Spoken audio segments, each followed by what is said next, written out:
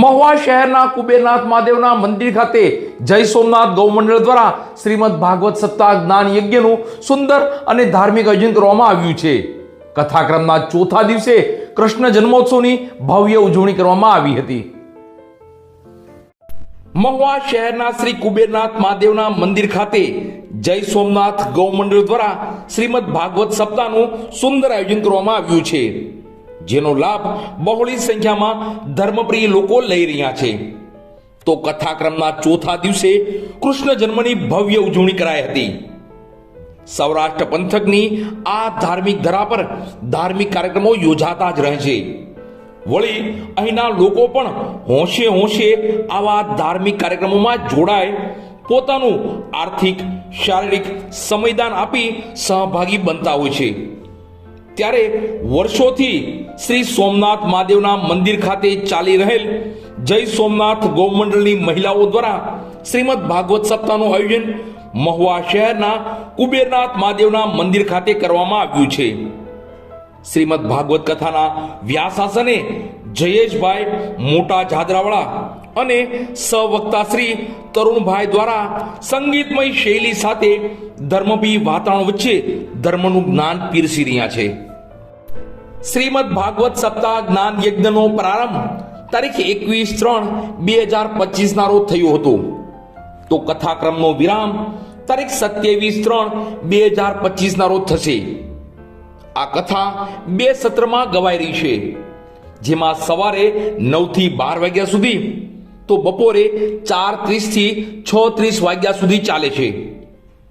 કથાક્રમના ચોથા દિવસે મહુવા શહેરના નામાંકિત બાળ રોગ નિષ્ણાત ડોક્ટર વાળાકી સાહેબ દ્વારા શાસ્ત્રી શ્રી જયેશભાઈને શાલ ઓઢાડી સન્માનિત કરવામાં આવ્યા હતા. તો મહિલા મંડળ દ્વારા પણ શાસ્ત્રીજીને શાલ અર્પણ કરવામાં આવી હતી. કથાક્રમના ચોથા દિવસે કૃષ્ણ જન્મનો ભવ્ય ઉત્સવ ઉજવવામાં આવ્યો હતો. કૃષ્ણ જન્મની ઘોષણા થતા જ નંદ ઘેરા નંદ ભયો જય કનૈયા લાલ કી ના ગગનચુંબી જય ઘોષ ગુંજી ઉઠ્યા હતા. પ્રસાદી ફૂલોનો વર્ષા થવા લાગી હતી. મહિલાઓ બહેનોએ કૃષ્ણ જન્મના વધામણા કરી રાસ ગરબાની રમઝટ બોલાવી હતી. ટૂંકમાં કૃષ્ણ જન્મ થતા જ કુબેરનાથ મહાદેવનું પટાંગણ ગોકુળિયું ધામ બની ગયું હતું. ગોપીઓ સાક્ષાત મહિલાઓના સ્વરૂપમાં નાચવા લાગી હતી.